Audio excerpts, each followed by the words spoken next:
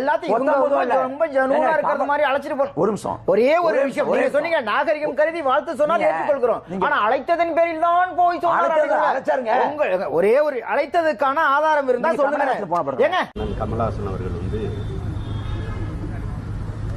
இந்த அரசியலில் ஒரு மாற்றத்தை கொண்டு வரணும்னு அவங்க 21ஆம் தேதி தன்னுடைய அரசியல் பயணத்தை தொடங்க இருக்காங்க.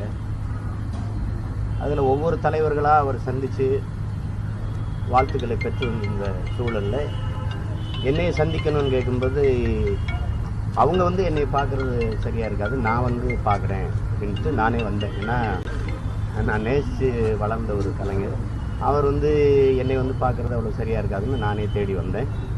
ஏங்க நீங்க சீமானுக்கு போன போடுங்க, அழைத்தாரான்னு கேளுங்க. இல்ல அவ்வளவு டீப்பா போடுங்க. சீமானுக்கு போன போடுங்க. இது இரு தலைவர் இல்ல பேசுறீங்க.